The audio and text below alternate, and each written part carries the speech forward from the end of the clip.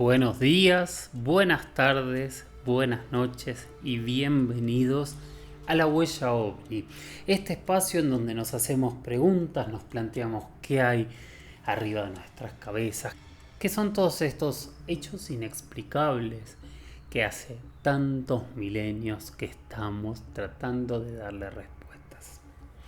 Primero que nada les pido perdón. Hace 2 semanas que no grabo el podcast, realmente estoy en un momento de muchísimo trabajo y se me fue complicando. Tenía un capítulo que quería hacer con mucho respeto y con mucho tiempo para investigar, que era los ovnis en Uruguay, que es de lo que vamos a hablar ahora. Obviamente pueden escribirme, pueden proponerme, así como hubo varias personas que me pidieron hablar de los ovnis en Uruguay, de la aurora, del caso Tacuarembó, de diferentes casos. Me pueden decir si quieren hablar de los ovnis en Argentina, en Chile, en España, en Estados Unidos, en México, en Colombia, en Ecuador, en Perú, Costa Rica, Japón. Bueno, en Japón no hemos hablado. Bueno, ustedes me dicen, lo ponen en mis redes, en @JorgeLuisSoficial, en mi Twitter X, que es @JorgeLuisS_77, en mi mail, que es las historias de George, las historias de George, @gmail.com, o en mi WhatsApp, que es el +54 911 60 45 41 50, +54 911 60 45 41 50. Ahí me pueden mandar textos, también me pueden enviar audios y por supuesto, por sobre todas las cosas, experiencias en primera persona. Hay muchos casos de Uruguay que me tocó investigar. Por supuesto, conozco el trabajo de el organismo oficial que tiene Uruguay, que es la CRIDOMNI. Conozco casos sobre el aeropuerto de Carrasco, conozco casos en Punta del Este, conozco casos en Canelones, conozco casos en Colonia, conozco por supuesto el caso de la Aurora, uno de los casos más reconocidos que tiene nuestra Sudamérica. Conozco muchísimos casos de Uruguay, pero decidí empezar de otra manera. ¿Y qué es lo que hice? Llamé a un amigo, un experto, a Jorge Umia, para conversar con él de los casos históricos y actuales más importantes de Uruguay. Espero que lo disfruten. Vamos a escucharlo. Bueno, Jorge, muchísimas gracias por estar. Bienvenido por primera vez a La Huella OVNI.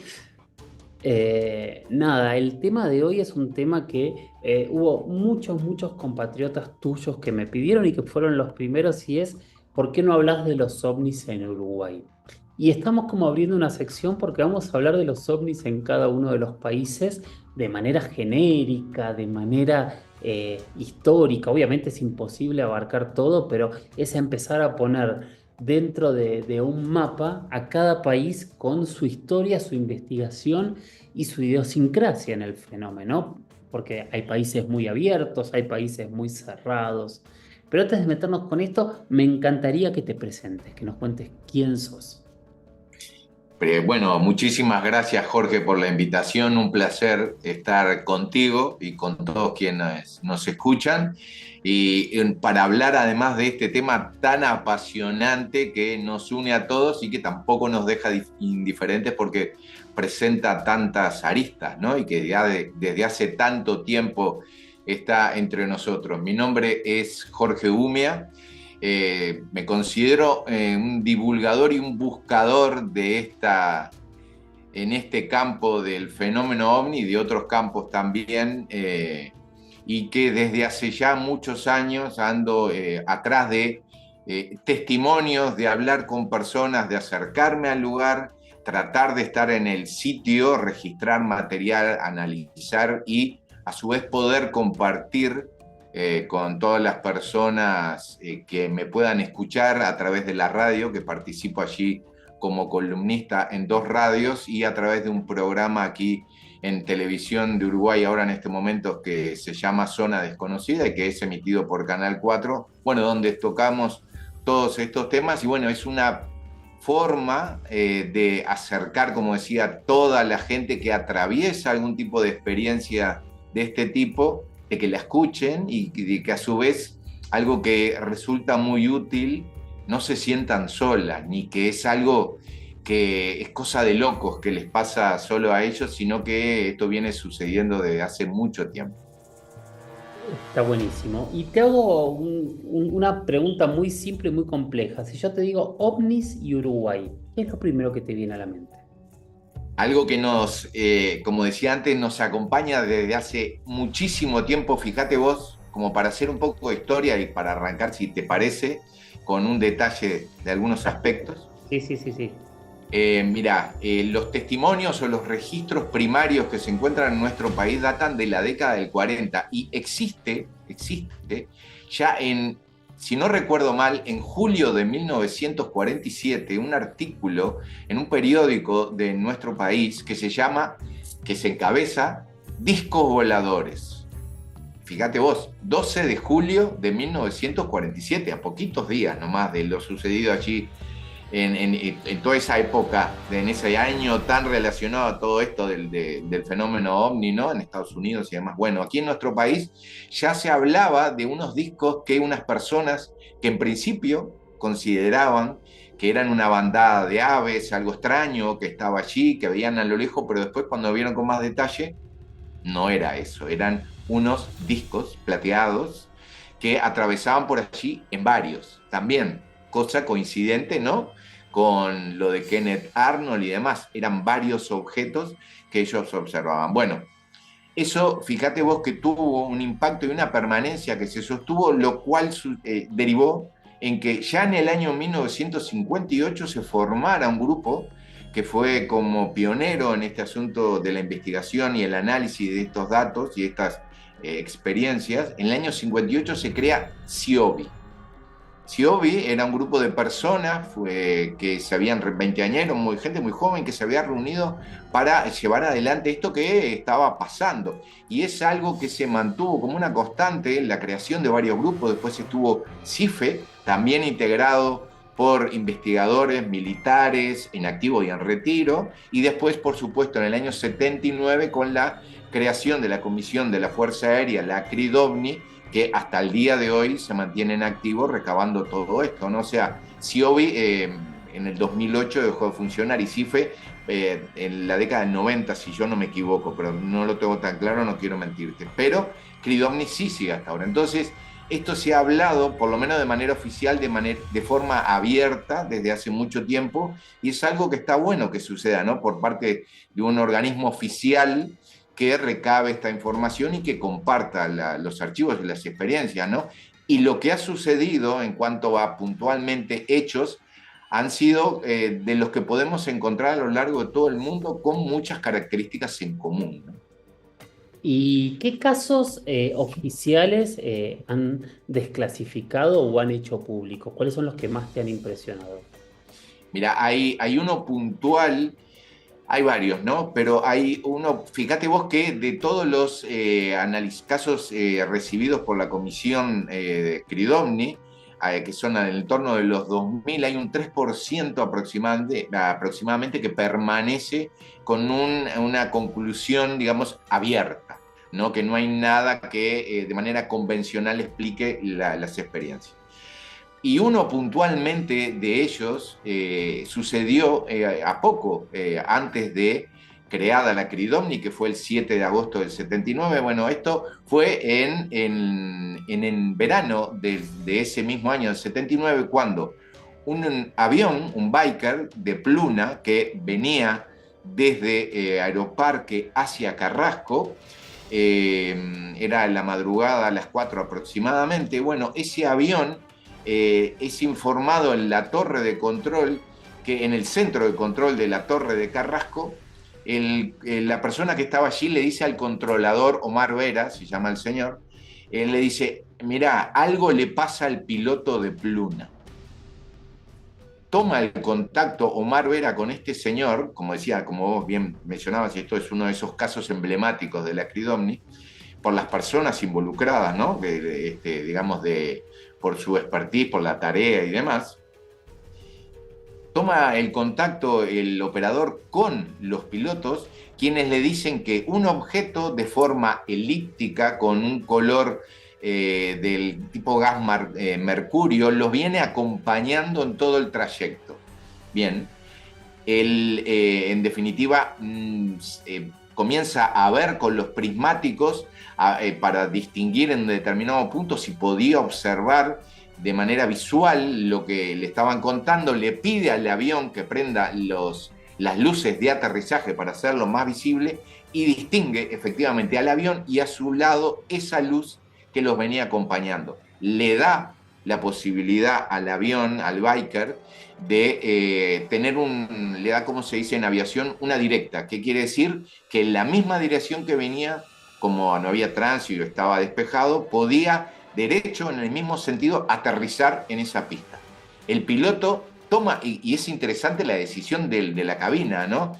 Toman la opción de, en vez de aterrizar directamente, no, dar un rodeo, pasar frente a la torre para que el controlador pudiese verlo directamente, de manera más cercana. Y en vez de aterrizar por la dirección que venían, dan la vuelta, pasan, el operador, el controlador ve con detalle eso que lo describe un poco más grande que el tamaño del avión, y en el momento que hace eso, que se produce esa comunicación, lo cual, si nos ponemos a pensar, es sugerente por lo menos, en el instante en que el piloto desde la cabina le dicen que van a hacer eso para que lo puedan ver mejor, el objeto se distancia del avión y permanece, si bien cerca, ya no al lado como lo venía haciendo. Bueno, el avión aterriza y ese objeto permanece casi 40 minutos en la zona. Eso quedó sin explicación porque entró dentro de esa categoría de inexplicados para la Cridovni. O sea, la conclusión de Cridovni del caso es que no tuvo ningún tipo de explicación. O sea, obviamente Correcto. ahí Un entra. 90, perdón que te pisé. Por favor, habla, habla, habla. No, le concedió, o le dio, mejor dicho, un 93% dentro de los porcentajes establecidos, de si podía ser algo convencional, meteorológico, etcétera, etcétera, le dio un 93% de extrañeza, de inexplicado, un ovni, en toda Testigos de su élite, definición. testigos de élite, tanto en el avión como en la sala de control. O sea, son de esos casos que son fuertísimos y que son uno de los casos más alucinantes de ovnis y aviones del continente. A mí es un caso, el de Pluna, que me hace acordar mucho a lo que pasó en el 95 con Jorge Polanco. Correcto, correcto. Sí, de Este, ahí la importancia, ¿no? De que las personas que están desarrollando esta tarea por su capacitación, por su conocimiento, tanto en tierra como en aire, ¿no? Vinculadas a la aeronáutica, son sin duda testigos que tienen muchos elementos de conocimiento y de eso, como decís, ¿no? De primer nivel para la divulgación de estos asuntos. y yo tengo, obviamente hay muchísimos casos, hay tres que yo cuando pienso en ovnis en Uruguay, hay tres casos en los que siempre pienso, más allá de lo que está pasando en la actualidad, ¿no? Que es una Uh -huh. locura todo lo que está ocurriendo. Pero antes de meterme en los casos, te voy a hacer una pregunta que nunca hice a un uruguayo y Correcto. me parece interesante saber si de ustedes hay algún dato. Que es un caso muy famoso, 1986, que espero lo conozcas, que es la noche oficial de los ovnis en Brasil. En Los, Brasil, correcto. los 21 objetos que cruzan todo Brasil hasta el Atlántico. Correcto, sí, En sí, teoría sí. salen de Uruguay. ¿Cómo? En teoría salen de Uruguay.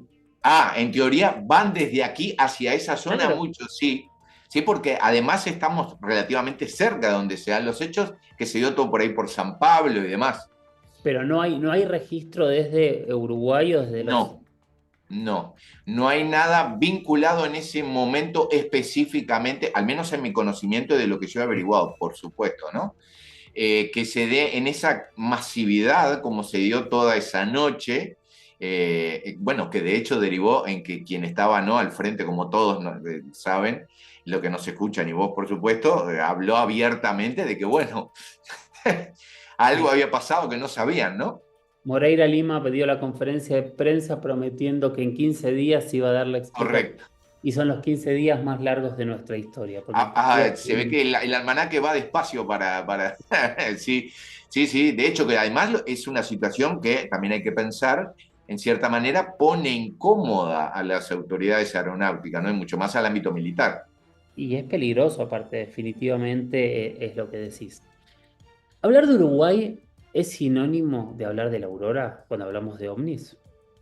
Bueno, la aurora, sin duda, si nos referimos al tema OVNI aquí, es el punto de referencia que más, no necesariamente quizás que más actividad permanentemente haya tenido, pero sí el que más difusión, del que más difusión ha habido, tanto a nivel nacional como internacional. Por eso se da lo que vos mencionás, ¿no? OVNIs, Uruguay, la estancia La Aurora.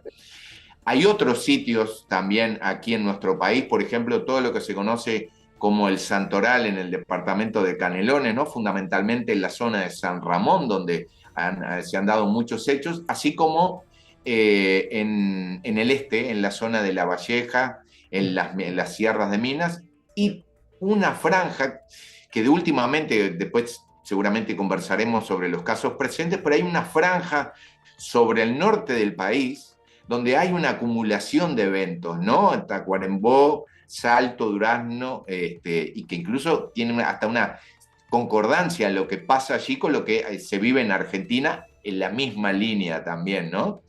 Totalmente. Bueno, y la aurora, como vos bien mencionas, es eso que desde el año 76, cuando estos hechos toman una masividad porque afectó no solo allí, sino a toda la zona cercana, ¿no? Con lo que vivió la familia Tona Ratín allí, bueno, se establece como el paradigma del, digamos, lo icónico del fenómeno ovni en Uruguay. Podríamos decir a modernidad que es nuestro rancho Skinwalker de Sudamérica. Bueno, no sería para nada loco en cuanto a multiplicidad de fenómenos, porque, como vos sabés y quienes nos escuchan, cada vez más, desde hace ya un tiempo, y se habla de fenómenos ovnis, a la vez que se habla de otros fenómenos de tipo paranormales más amplios, que se dan en el mismo sitio que se producen esas visualizaciones. Y si me permitís, te pongo un ejemplo si no te robo tiempo. Dale, dale. Mira, que creo que lo va a graficar bien. Hace un par de años conseguí un material inédito que alguna cosa he publicado en internet, ya sea en Instagram como en Facebook, a través de unas personas que eran amigas y habitués de allí, de la familia Tony, habitués de la zona. Bien, ellos solían ir por todo este asunto de lo que allí pasaba, y solían ir y se quedaban en unas casas que estaban aparte, digamos, de lo que es el casco principal, ¿no? Para la visita y demás. Son como una especie de casitas chiquitas, ¿no? Bueno, ellos se quedaban, me contaban, se quedaban allí y de repente, ¿qué sucedía? Que en plena noche, en la madrugada, cuando ellos estaban en sus habitaciones y ni siquiera atrás de ver luces ni tratar de grabar, que como te dije, tengo filmaciones de lo que en VHS, mirá vos, si era tiempo, eh, de lo que ellos contemplaron, y de golpe en la puerta de la habitación le golpeaban algo que decían que bueno, gente de la casa, ¿qué pasa? Qué raro, de madrugada. Abrían la puerta, nada. Cerraban la puerta y de vuelta, golpes allí. Y bueno, una serie de fenomenología que acompañó a estas personas en varias ocasiones mientras estaban allí. Por eso eso que vos, esa analogía o esa comparativa, digamos, mejor dicho, con Skinwalker y todo lo que se habla allí, en algún punto sí tendrían contacto por la multiplicidad o la simultaneidad de sucesos, ¿no? Sí, tal cual, es súper interesante porque aparte es eso, hablamos de una ciudad intraterrena, hablamos de seres, hablamos de luces, es impresionante todo lo que ocurre allí. para hacer como un popurrí, ¿no? Porque no me quiero meter en ningún caso porque tenemos que hablar de todo. Ya hablaste de Sí. Canelones, de Tacuarembó. Bueno, yo estuve en Tacuarembó, es otro de los casos más impresionantes que ha tenido la casuística uruguaya, ¿no? Se sigue dando, fíjate vos, se sigue dando por toda esa zona hasta el día de hoy. De hecho, es algo en lo que estoy todavía atrás de varios de esos casos, porque las personas involucradas no he podido conversar con ellas, dado que han estado enfermas y no era el mejor momento para hablar. Pero en este mismo año, fíjense lo que les voy a contar, en este mismo año sucedieron en Tacuarembó dos hechos de esos que parece que no pasaran tanto en estos días, pero sí se dan. Una camioneta que venía en la noche con dos ocupantes desplazándose por la ruta en la zona de Tacuarembó, de repente empiezan a notar una luminosidad de color azulada que está acercándose hacia ellos por atrás. ¿Qué pensaron? Que era un auto que los querían pasar. Fíjate vos, la película Encuentro Cercano, ¿no? ¿Te acuerdas la escena aquella? Ahí viene, lo dejo pasar. Pues no era un camión, ni un auto, ni nada, sino que la luz se posa, digamos, se ubica sobre la camioneta, los acompaña en el trayecto, y la descripción que hacen estas personas es la siguiente. De golpe, esa luz azul se amplía como esas linternas que uno las tira hacia atrás y el haz se ensancha abarcando todo un gran rango. Bueno, todo lo que los rodeaba se hizo de día azul. Podían ver perfectamente los árboles, las sombras. Era como un día con una luz intensa azul. El acompañante que estaba allí quiere mirar hacia arriba, pero no llega a distinguir nada, justamente por eso, ¿no? Por la luz. Y ese objeto en determinado momento, o lo que estuviese allí, cierra otra vez ese haz, y así como se inició, que vino, pero esta vez se apagó, terminó el evento. Y bueno, es lo que decías, es la zona. Y me querías hablar de algo de Canelones también, me dijiste, ¿no? Sí, en Canelones, en San Ramón, ahí es un lugar que se conoce como el Valle de los Espejos, donde se centra mucho, eh, donde las personas acuden, que después, si te parece, es importante mencionar, según mi criterio, lo que pasa con eso de que a veces las personas, con buena intención, la inmensa mayoría, se acerquen a un lugar, porque un claro ejemplo, volviendo a la Aurora, es lo que pasa ya desde hace muchos años con la Aurora, que no se puede acceder por distintas cosas que han tenido que enfrentar y vivir la familia Tona con quienes fueron a ese lugar, ¿no? En busca de avistar algo o de hacer otras cosas. Claro. Pero en San Ramón, sí, del año 88, bueno, aunque en realidad ya hay eventos anteriores. Fíjate que en el 54 ya unas personas hablan, 54, un gran año para las oleadas, ¿no? Sí, sí, sí, sí, sí.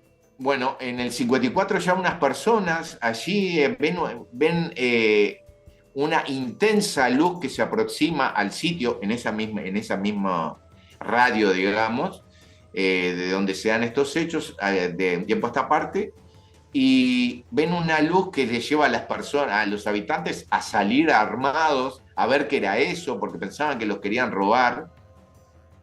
Y fíjate vos, los que estaban abajo de la luz en ese año 54, en ese sitio, les gritaban a los que estaban contemplando desde la casa: se fue, ya no hay nada acá. Y quienes miraban desde lejos les decían: ¿cómo que no?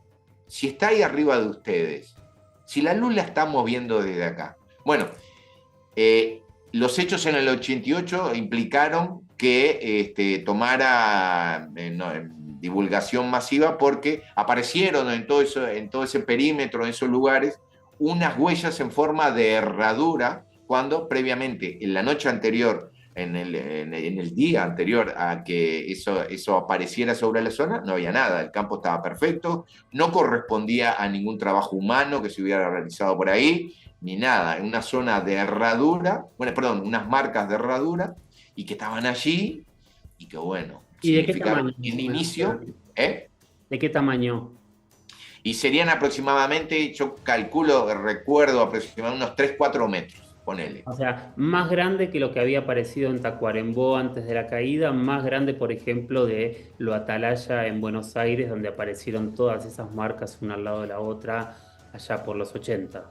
O sea, Fíjate que en Tacuarembó lo de Achar, fundamentalmente, no eso que se da en el 70, era una que tenía una característica muy, muy particular. Tiene una historia, todo el hecho de Achar es una historia en sí misma, ¿no? totalmente. Eh, el durante, el antes, el durante y el después. Sí. Esa forma redonda ¿no? Con esos rayos, así como rueda de carro, era sí más chica esta presencia aquí, pero herradura, ¿no? Era algo que también se ha visto, y por ejemplo, en los testimonios previos de hace tiempo sobre la zona de Aurora, también se presentan allí las características estas, ¿no? De estar con esa forma de herradura. Pero no son círculos cerrados, son herraduras, eso es interesantísimo. Sí, son herraduras, son Perdón, me herraduras. interrumpí. Entonces aparecieron estos círculos y ¿cómo sigue la historia de Canelones? Y bueno, hasta el día de hoy allí muchas personas se acercan para tratar de registrar, de poder tener algún tipo de experiencia. He estado allí, yo participé durante varios años en un programa que se emitía aquí también por Canal 4, que se llamaba Rastros, con el cual tuve la oportunidad de viajar por varios países, ¿no? Era fundamentalmente investigación en sitios con actividad paranormal y demás, pero bueno, eso me llevó a estar en el Uritorco y todo, allí en Argentina, en varios lugares. Y con este mismo programa estuvimos allí varios días tratando de grabar y registrar, porque aparentemente sigue la aparición de fenómenos lumínicos, ¿no? Y muchas personas van allí porque dicen mantienen un contacto con seres, criaturas, y se habla de portales, y hay muchos registros de fotos y demás que no tienen en principio una aclaración inmediata, pero bueno, plantean que el fenómeno se sigue sucediendo en el lugar. Bien, me parece fantástico. Em, ya estamos con un tiempo interesante, ya vamos 20 y algo de minutos de entrevista y nos estamos metiendo en cada uno de los casos. De Achar solo me vendiste que tenía un antes, un durante y un después. Para mí es un caso fascinante, estuve en el lugar, estuve en el campo, obviamente he visto los fragmentos recuperados que están en el Museo del OVNI, en Victoria, en Entre Ríos, en Argentina. He hablado con muchos de los investigadores que participaron, como Fabio, como Luis Burgos. Uh Eh, -huh. ¿Cómo es tu mirada de este caso tan icónico? Mira, ese te lo voy a decir así, no me voy a hacer el misterioso ni es Ya mi te lo hiciste intención. recién igual. Ya empezaste con un gloso hace un ratito. O sea, ahora están todos esperando a que lo digas. Ahí va. Decir que lo vendí bien, no, pero mira, el hecho de Achar tiene una cuestión que es sumamente interesante, que presenta como una zona tranquila en un principio, donde en el tiempo anterior al fenómeno clave, digamos, o al evento clave, se habían apreciado sobre la zona unas luces, ¿no? Que pasaban por allí. Pero en una determinada noche específica se escucha un estruendo gigante, un estruendo grande, algo que se repite en forma similar a lo que pasa en otros lugares donde después a posteriori aparecen marcas y demás. Bueno, la Aurora continuó con todo su historial, ¿no? Por más que allí además había una visualización de luces específicamente que era como muy evidente, y después se dio lo del ombú y el impacto y el estruendo y etcétera.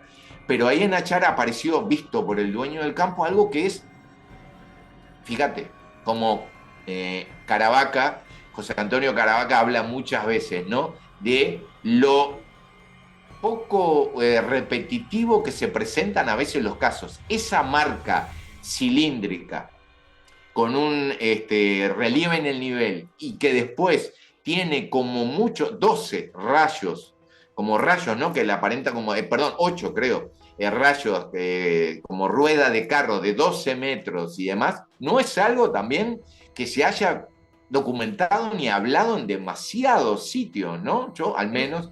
A ver, lo único que se me ocurre en las ruedas es hablar de la Biblia Exacto. y hablar Claro. de los casos de los escudos romanos de las crónicas. A mí hoy, y no se me viene ningún otro caso similar.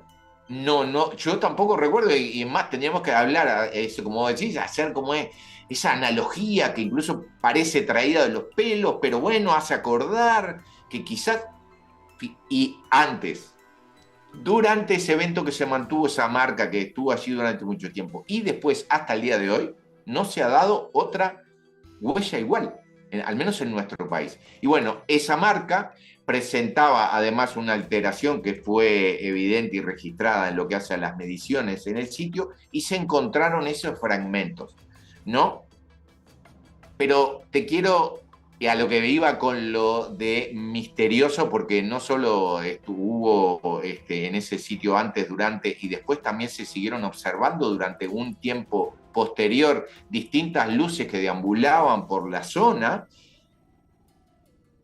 que ojo que todavía el asunto en la historia quizás no termina ahí, sino que puede haber más novedades y ando atrás. Lo que pasa, ¿qué sucede? Como vos bien conocerás, seguramente muchas personas también, ha habido una especie de, digamos, sensibilidad que hay que cuidar mucho de las personas y lo que se habló y lo que se comentó y lo que sucedió, incluso que en algún momento se dio la intervención de la policía, ¿no? Luis Burgos lo comenta ahí de que le quisieron requisar objetos y demás. Y la zona, muchas personas mantuvieron el secreto durante mucho tiempo y no se ha hablado mucho. Y como sucede en tantas ocasiones, al menos en Uruguay, aquí se da que las personas prefieren entre no hablar de los asuntos de todavía hay una barrera para romper aquí en Uruguay respecto a eso. No hablar abiertamente o hablar con la voz cambiada o la cara oculta, además, pero todavía se mantiene una especie de no hablar tanto del suceso. Pero estoy con el compañero y amigo Carlos Barbosa, pendiente de profundizar porque puede haber más cosas para contar respecto a Achar y Tacuarembó. Quizás recuperar, no el hoy, que haya pasado algo hoy, pero recuperar parte de esta historia, como decía, que creo que merece ser contada también por la gente que todavía recuerda los hechos y quizás tiene algo para compartir que no se conozca hasta hoy. Bien, me parece fantástico. Haciendo como un resumen para llegar a la actualidad. Estamos hablando de algunos de los casos más fuertes con pruebas, con testigos de élite. Hablamos de una comisión que funciona hace décadas de manera abierta. Hablamos, y no te pregunto por él porque me lo guardo para mi editorial, hablamos del investigador más importante de Sudamérica y uno de los investigadores más importantes del mundo, que nació allí, Fabio Serpa. Claro. Hablamos de una riqueza muy grande del fenómeno ovni en Uruguay. Yo creo que por eso tus compatriotas querían que nos dediquemos a esto. Y lo loco es que, no sé, 2017, 2018, empieza a haber una oleada que no se termina. ¿Qué está pasando? Vos sabés que es un aspecto interesante lo que vos decís.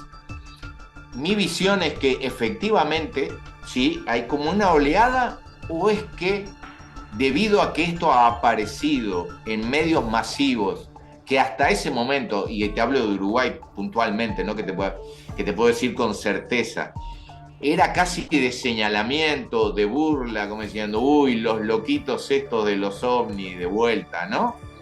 Pero claro, lo dijo el New York Times, lo mostró, aparentemente las imágenes eran reales, dice el New York Times, después salió a hablar todo los testigos, lo que sucedió en el Congreso, parece que esto es de verdad. Entonces, parecía, quizás uno interpretaría, o yo interpreto, ¿por qué no pensar que hubo casi una validación para muchas personas que tenían un miedo de que, bueno, contar estas cosas y que, bueno, ya que como tanto se habla, se atreven a compartir cosas que no han parado de suceder durante todos estos años, pero las comparten. Ujú. ¿Y cuáles son Entonces, las más importantes? ¿cómo? ¿Cuáles son las más importantes? Porque ha habido avistamientos masivos de cientos de personas. ¿Vos me decís en el mundo o aquí en No, no, Uruguay? estamos hablando de Uruguay. De Uruguay. Bueno, mira, aquí te hablo de un caso puntual que me parece que es, al día de hoy, uno de los que, por lo menos desde el punto de vista eh, de registro, es de los de mayor peso. Y que me vi involucrado porque una persona me escribió por Facebook diciéndome que conocía a alguien que le pasaba algo en su estancia en Salto, Ujú. pero que nadie sabía nada, que había tenido un perfil muy bajo y que solo lo había contado unos pocos y que, bueno, se animaba a hablar. Si yo quería, por supuesto, le dije yo, te imaginarás, Sí, obvio. claro que sí. Y a manera de adelanto me mandó unas fotos que cuando las vi, Jorge, dije, la pucha, porque desde el punto de vista de algo objetivo que estaba allí en una imagen, hacía tiempo que no veía algo de esa contundencia. Ujú. Por lo cual me puse en contacto con este hombre, con este matrimonio que vive en el departamento de Salto, en una estancia en la frontera ahí con Rivera, distante de La Aurora, aunque La Aurora está en Paysandú, pero bueno, ahí en el límite con Salto está a unos 120 kilómetros de La Aurora este lugar. Y me cuentan que desde hace unos años, cuando se fueron a vivir ahí, han venido teniendo experiencias de avistamientos de luces, un objeto, perdón, de luces que se manifestaban como una bola de luz que se desplazaban por su terreno, pero a su vez se iban acercando y que ese acercamiento había sido de manera paulatina y que había sido observado por ellos y por algunas otras personas que habían estado allí. Y Ujú. los registros que me comparten habían sido obtenidos por el hijo de este matrimonio, que siendo fotógrafo profesional y sabiendo lo que le contaban ellos, un día fue allí con sus equipos.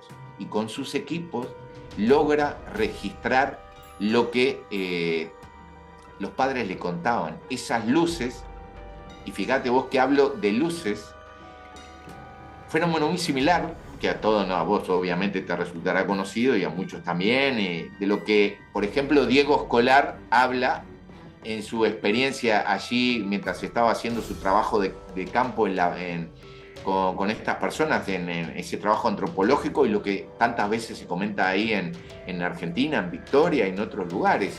Sí. Bolas de luces que se desplazan por su terreno y las personas decían específicamente, no aparecen del cielo, bajan, se mueven y después se van.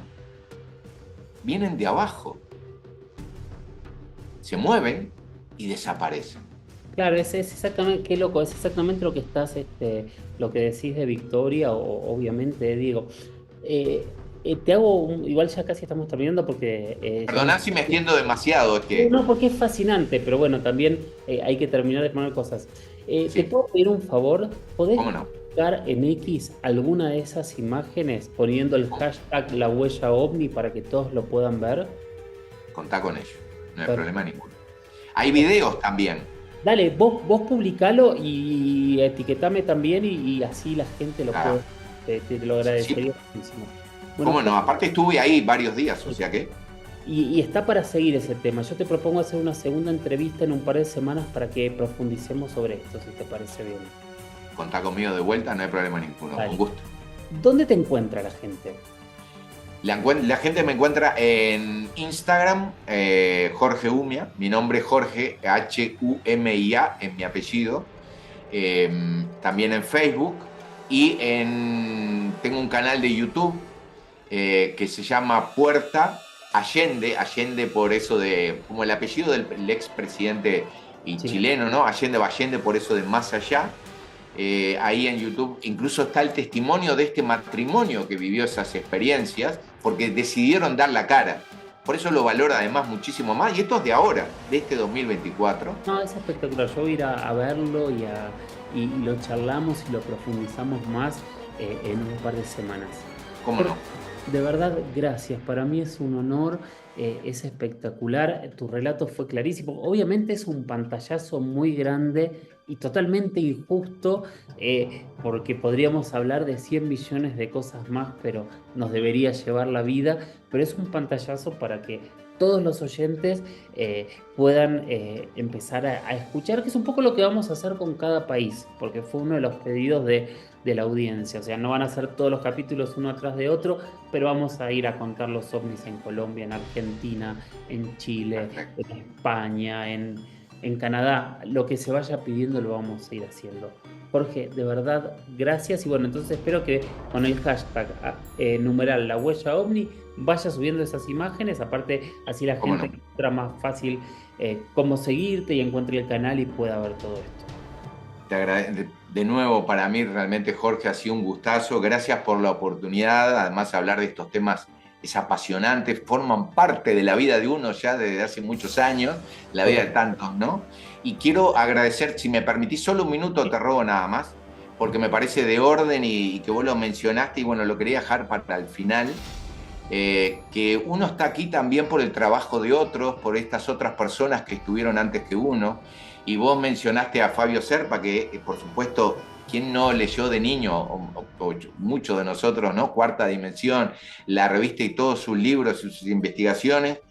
Y a todos esos que estuvieron antes que mí, a todos, yo por eso también estoy aquí.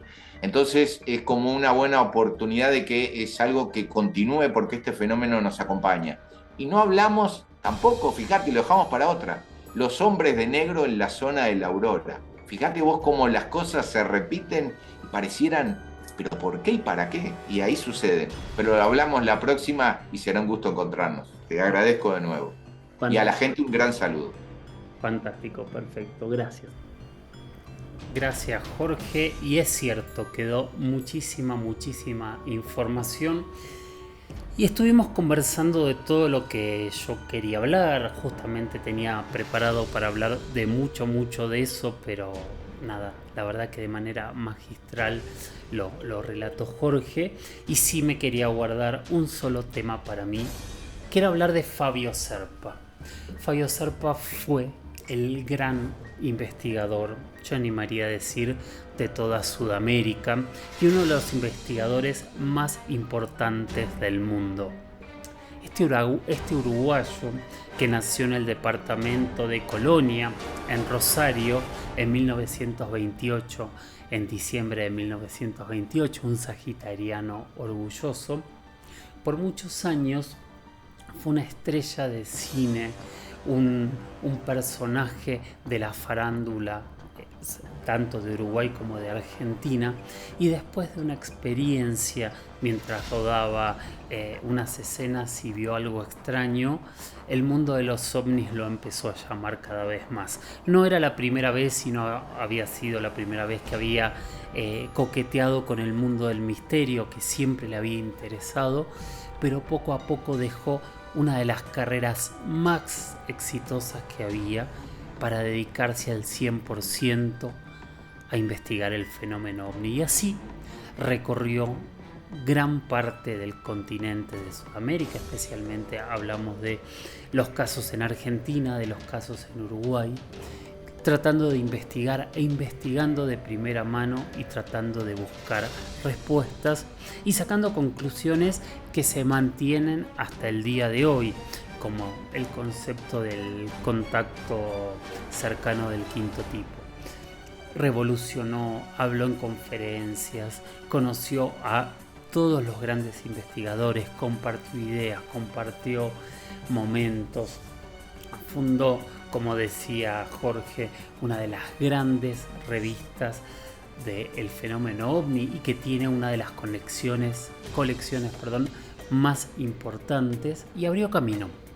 Abrió camino a muchísimos investigadores que el día de hoy, en todo el Río de la Plata, de un lado y del otro, siguen su historia. Entonces no quería dejar de hacer este pequeño homenaje para el gran Fabio Serpa, una persona que tuve oportunidad de conocer. Lo entrevisté algunas veces y lo acompañé en el final de su vida, y de verdad para mí fue un honor y un orgullo muy grande haberlo compartido. Y obviamente no podíamos hablar de ovnis en Uruguay sin hablar de este señor, de este uruguayo que realmente ha sido un norte en la investigación del fenómeno ovni para todo el planeta. Fíjense todo lo que tienen en Uruguay, ¿no? Casos increíbles, lugares inexplicables, y a uno de los grandes investigadores, que obviamente hay muchísimos grandes investigadores en Uruguay.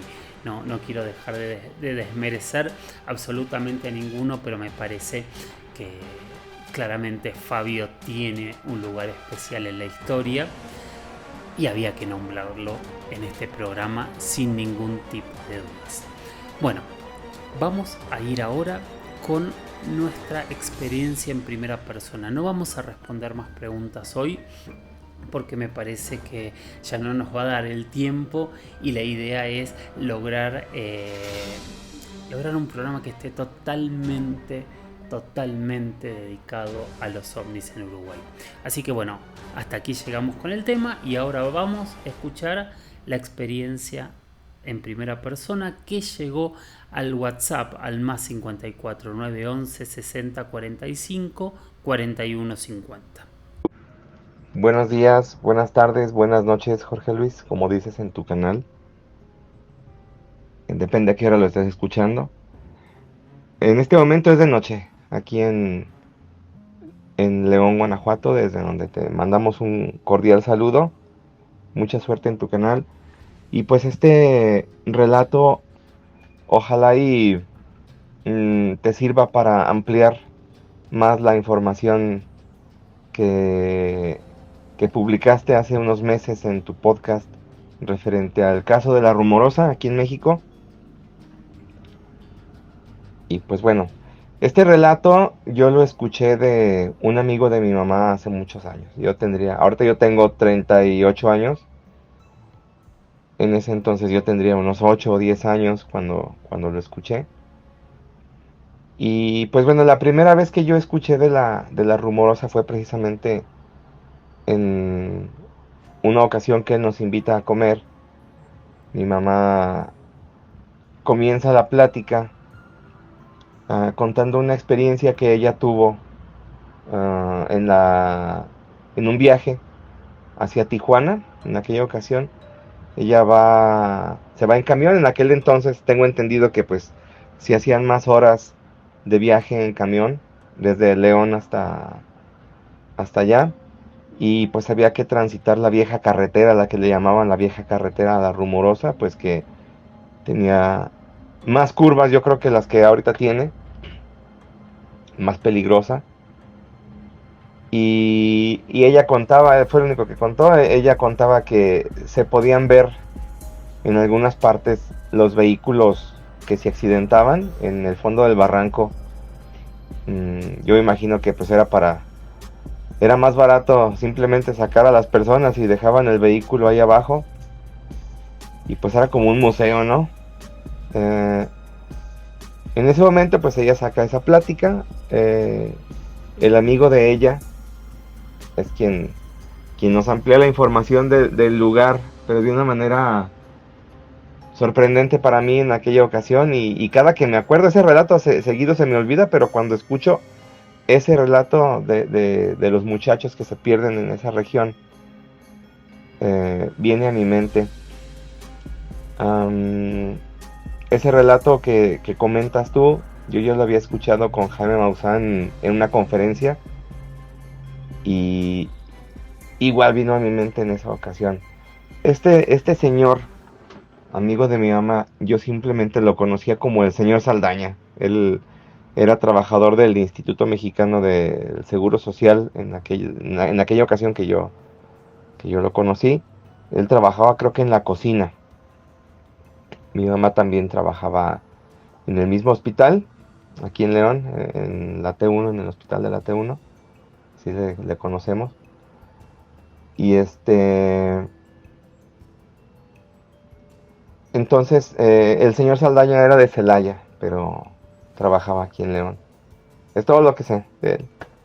Ya no le pude seguir la pista. Mi mamá ya falleció. Entonces, bueno, él contaba que antes de trabajar en el IMSS, él gran parte de su vida laboral estuvo trabajando como operador de tractocamión o trailero, como aquí le decimos. Y en una ocasión le tocó hacer un viaje para aquella región. Él manejaba su camión con caja y él iba manejando por esa carretera vieja también de la Rumorosa. Algunos años antes de, te digo, de trabajar en el hospital. Entonces era de noche. Los datos del relato no los tengo así como muy puntuales. En aquella ocasión yo no hice preguntas, más preguntas que creo que me limité solo a escuchar. Pero lo que estoy seguro pues era de noche y que gran parte del trayecto él lo hizo solo. No había vehículos en la carretera mientras él manejaba y pues estaba en la zona de curvas. Desconozco qué tan profunda sea el fondo, pero pues por las imágenes que a veces veo en internet es bastante profundo, el barranco es bastante alto. Y en algún momento del trayecto él pierde el control del camión. No sé si él se queda dormido, a lo mejor la falta de pericia o por culpa de otro conductor. El chiste es que él pierde el control del tracto y cae. Cae, me acuerdo que contaba que él recuerda todo, durante pues su descenso, ¿no? Él recuerda el ruido de los fierros del camión. Um, Cuando él cae hasta la zona donde él queda dentro de la cabina en una posición en la que él no puede salir, él está atrapado y, y no tiene mucha visibilidad del terreno. Él sabe que está ya en alguna parte, ya por lo menos ya no está cayendo, o ya no va a caer más, porque ve terreno plano, ve la tierra, ve algo de vegetación y rocas, ¿no?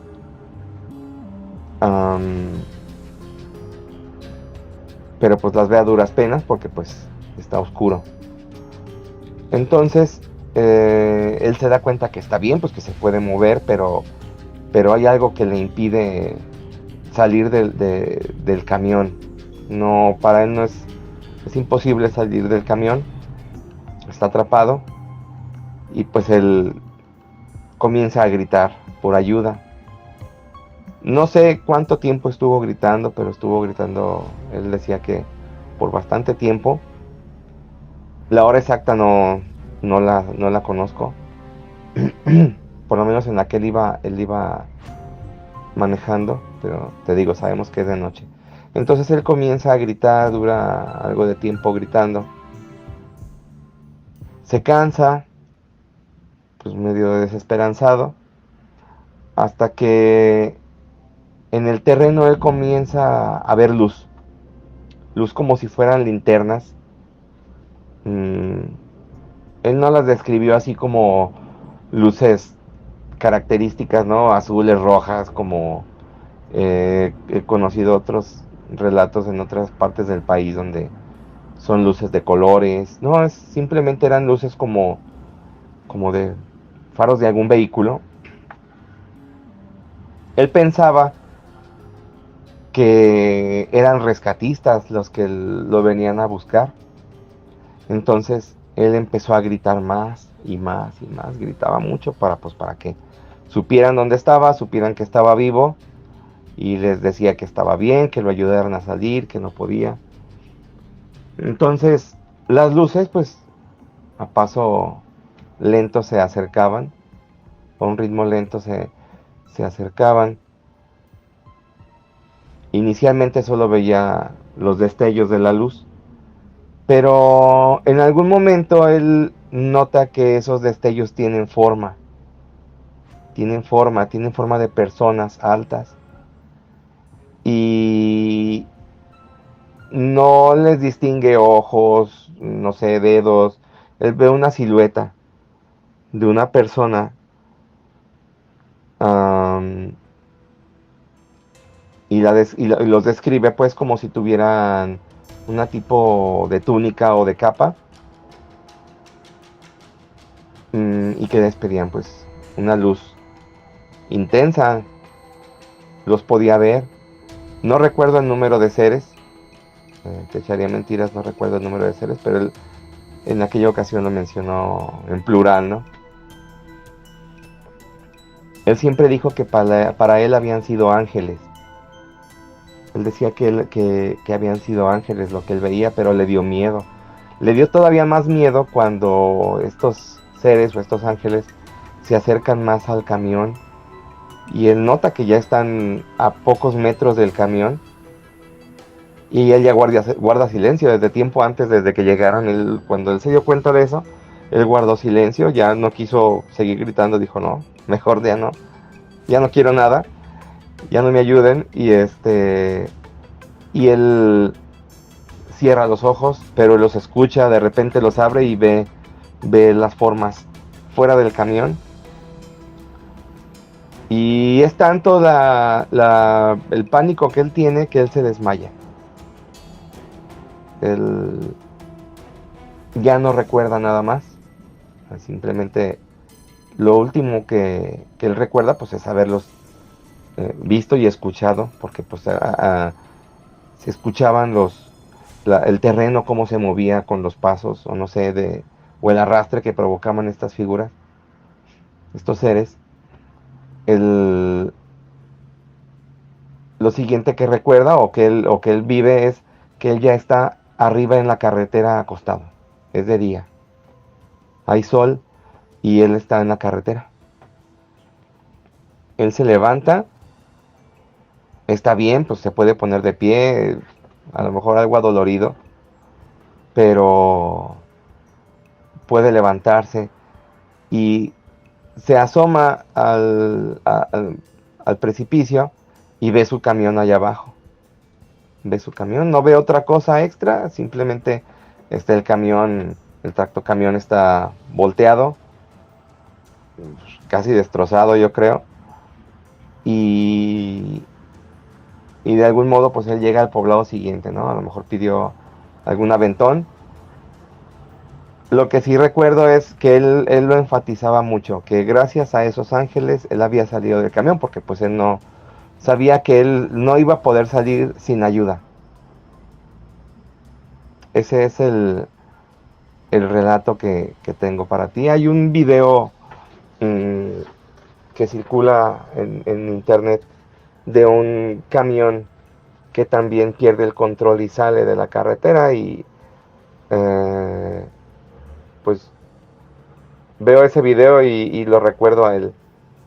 Sí, ojalá y te sirva. Muchos saludos desde acá, desde León, y escucho con mucho interés todos tus episodios. Mucha suerte y que sigas por el camino que vas. Muchas gracias. Buenas noches. Wow, qué historia. Me encantaría tener más datos, Oscar, de verdad. Gracias por compartirla. Se me ocurren muchos relatos de alguna manera similar. Gracias de verdad. Espero que la hayan disfrutado todos ustedes tanto como yo. Bueno, muchísimas gracias por haber llegado hasta aquí. Estamos terminando un nuevo episodio. Voy a poner esfuerzo para que no vuelvan a pasar 2 semanas sin episodios. De verdad, Les pido muchas disculpas, espero que hayan disfrutado de y vamos a seguir trabajando. Como siempre, miren al cielo, capacítense, háganse las preguntas correctas. No busquen quedarse con cualquier respuesta. Abran el abanico, escuchen, no juzguen, entiendan y cada uno que pueda sacar sus propias conclusiones. Y mientras no existan conclusiones absolutas, miremos al cielo y recordemos aquellas primeras preguntas que seguramente se hicieron nuestros ancestros y que yo creo que siguen sin ser respondidas. Gracias por haber llegado hasta aquí y nos escuchamos la semana que viene en el nuevo episodio de La Huella OVNI. Chau, chau.